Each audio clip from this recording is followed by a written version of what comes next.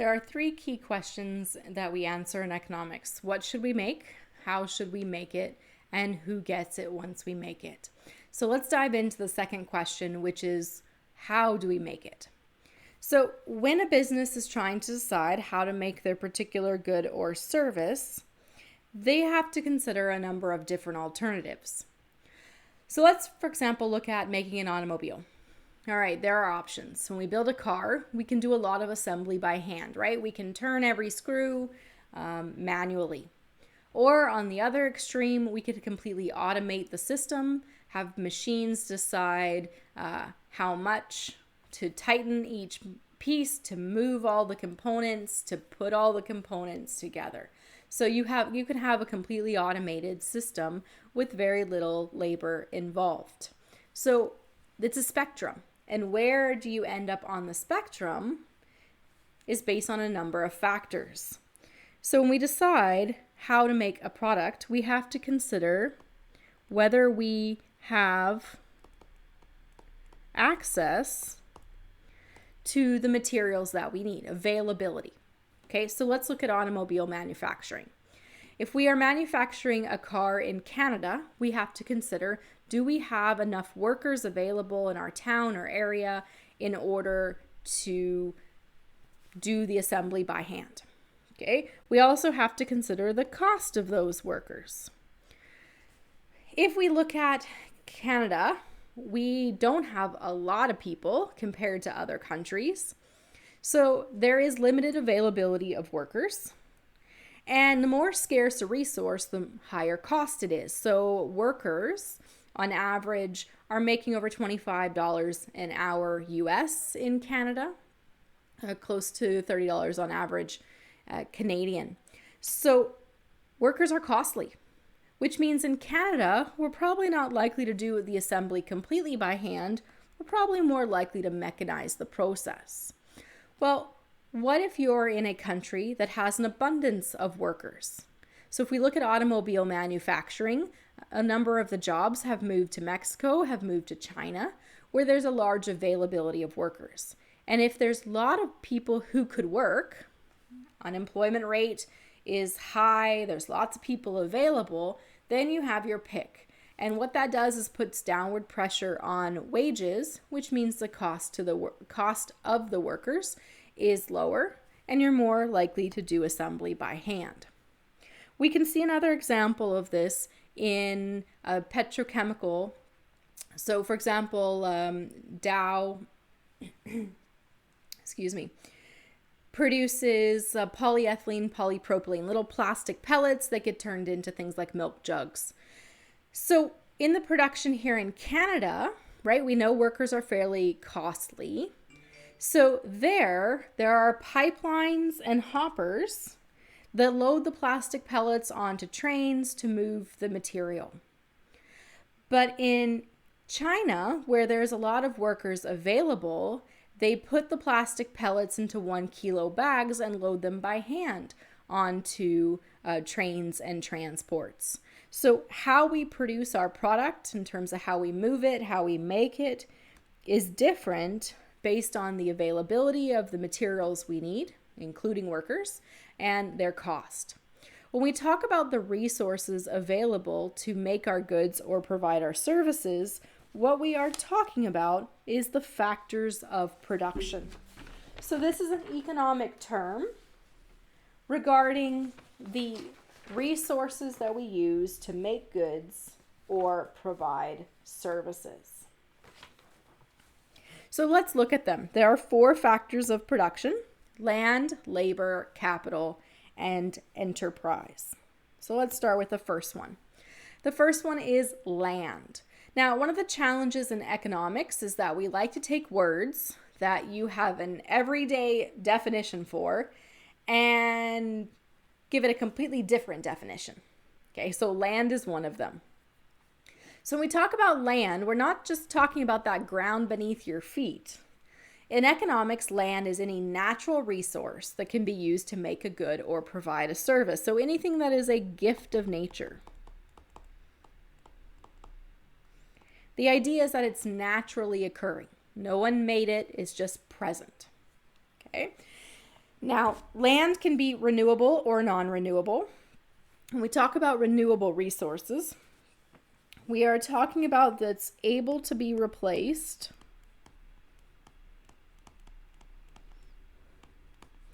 by natural processes.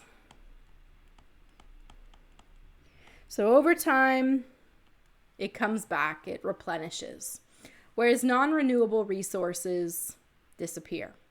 So if we look at some examples of land, right, this would be oil, gas, minerals, coal, air, trees, fish, water. These are all naturally occurring gifts of nature. Some of them are more renewable than others. Why do we care if it's renewable or non-renewable? Well, if it's non-renewable, then over time there will be less and less of it.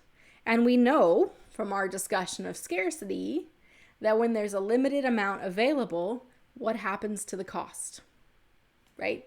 The price goes up. So when we're looking at how to make our good or provide our service, we need to consider if we have a production that uses a lot of natural resources, a lot of land, are those resources renewable or non-renewable? Because if they're non-renewable, then our production process is going to get more expensive over time. All right, so we have land. And land, those natural resources, right? We looked at examples, trees, water, coal, air.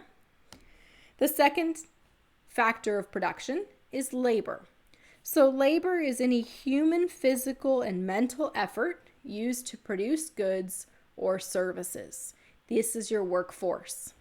Okay, so we have to consider the availability and the cost of that labor force.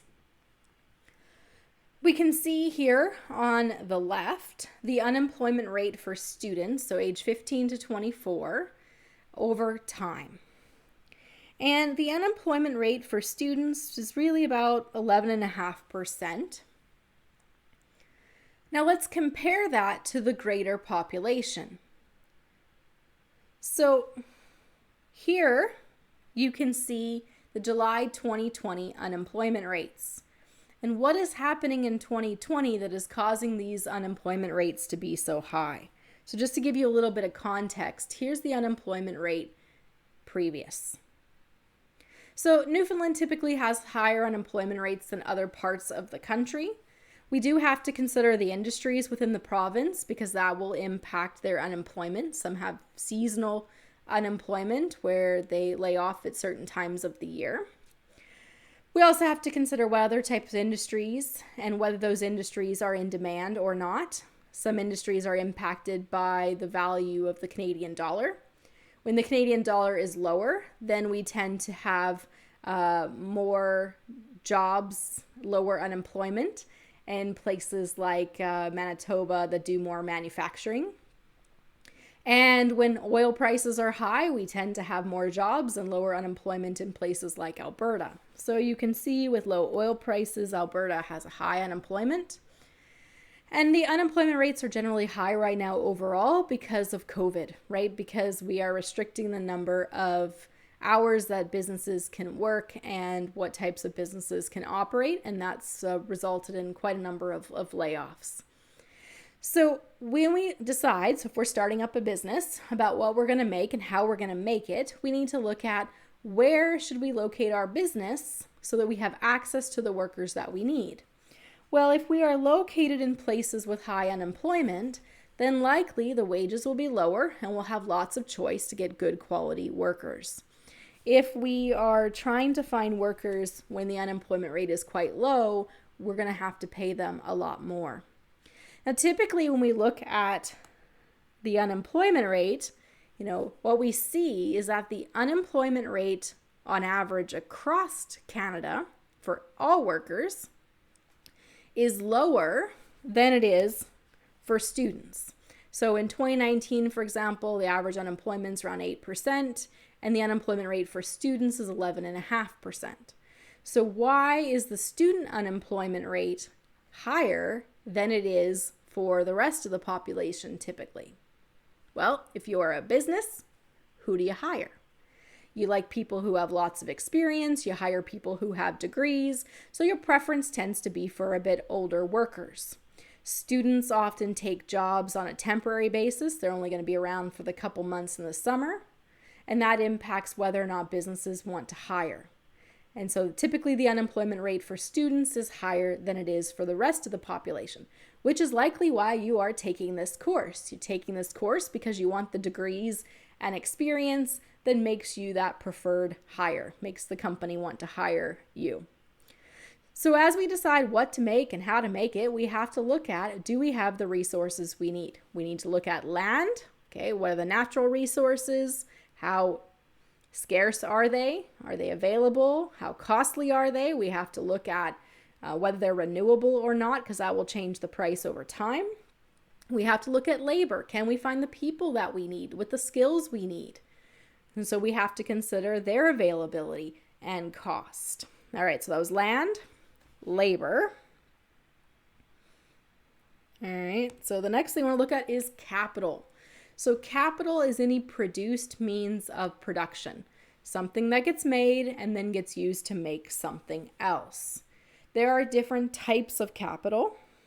Okay. So the different types of capital are real, human, and intellectual. So let's define these out. When we talk about real capital, we are talking about machines. We're talking about tools. We're talking about things like roads, buildings, okay, tractors, combines, computers, anything that was made and then gets used to build something else. Human capital, in comparison, is the education, work experience. Okay, this is job training. Really, it's anything that improves the quality of labor. So you can see on the right what's been happening with education over the last couple decades. And we can see that the number of people who are getting degrees and higher level degrees is increasing. So we're increasing our human capital. Now about 26% of our population gets a 4-year degree or more, and about 64% of our population gets a college degree, or at least a college diploma, certificate, or completes some years of a 4-year degree. So our human capital has been increasing. So here's a question. Why would businesses want more human capital, right? Why do they prefer workers who have bachelor's degrees over those with diplomas, or why diplomas over high school? Well, the idea here is that you're adding value. The more expertise or the better quality you are in terms of your labor, the more value you're adding to the institution, the more bang they're getting for their buck. Okay, so that's why we see a rise in human capital as businesses want to increase that quality of labor so they get more for the wages that they're paying. And in return, because there is extra value to these workers, the wages are higher for those with university degrees versus diplomas versus high school. And we'll look at that in more detail later this semester. How much are you worth based on what type of credentials, degrees, diplomas do you get? All right, so we have real capital, that's our machines and our tools. We have human capital, that's the education or work experience that improves the quality of our labor. And then we have intellectual capital. Intellectual capital is how we make things. So this would be the patents, copyrights, trade secrets. This is the how-to. How do we make the product? So we have a special combination of that land, labor, and capital we put together in order to make our product unique, make our brand of soda taste different, things like that. So intellectual capital is a how-to, human capital is improving the quality of labor, and real capital are those tools or machines. All of these are produced means of production. Somebody created them and then we're using them to create something else.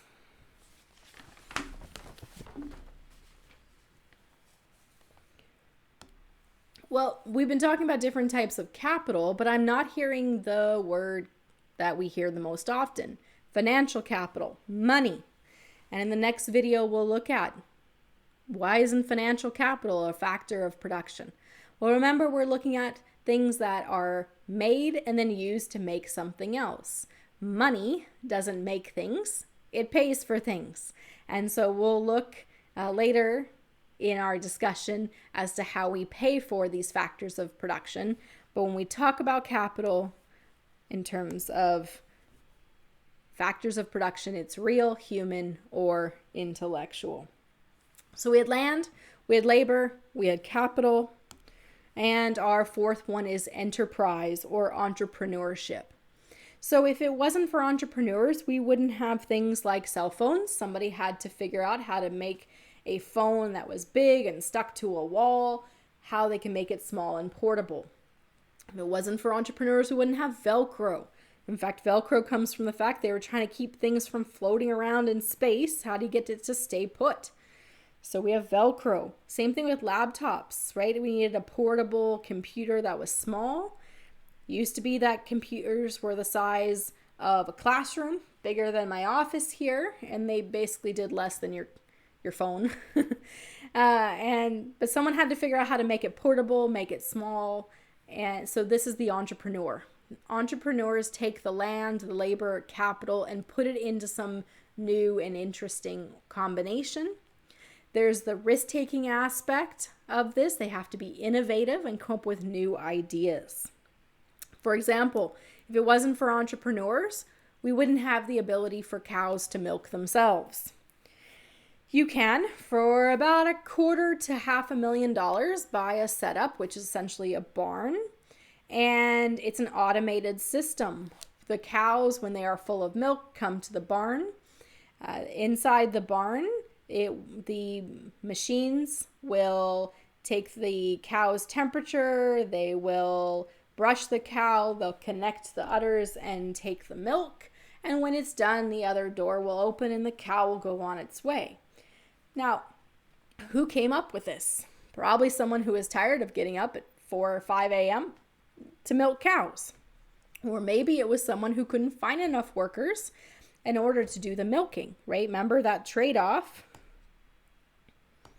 See if we can find that slide.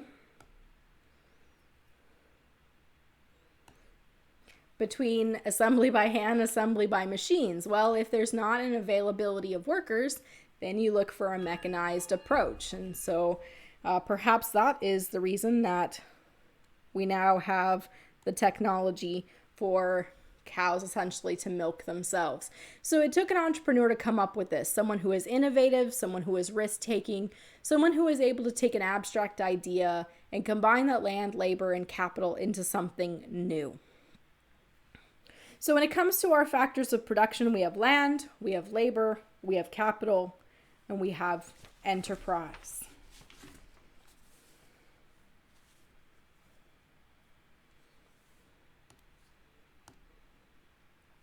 So how do we pay for these things? Well, there are terms we use when we look at how we pay for our land, labor, capital, and enterprise. And those economic terms are wages, interest, rent, and profits. And my apologies, I am having a bit of an identity crisis. I'm actually an American living in Canada, so half the time I spell things the American way and half the time I spell things the Canadian way. So bear with me. All right, so let's look at what term goes with what term. Let's start with one that's easy and is not specific to economics, which is how do we pay for labor? Well, we pay for labor with wages, right? You get a paycheck. A salary. Okay, so let's look at another one. How do we reward those entrepreneurs? So if they're taking those risks and they're putting all the land, labor, capital together, perhaps they are starting a business or operating a business, in which case we are looking at profit. Okay. So that leaves two more terms for how we pay for those factors of production. So this is the money that we're using to pay for these different types. And in macroeconomics, we'll be using these terms in more detail than we do in micro. So let's look at how we pay for them. Well, remember, land is natural resources, anything that's naturally occurring. Okay, so the term for how we pay for land is actually rent. And this can be a little bit confusing because an apartment complex is not land, right? So an apartment complex someone built and then is used to provide, right, shelter for others, right? So you can pay rent to stay in an apartment. So the term rent for an apartment is not the same term rent as we pay for land. So as I said before, in economics, we have a different, so we sometimes use common words with a different definition.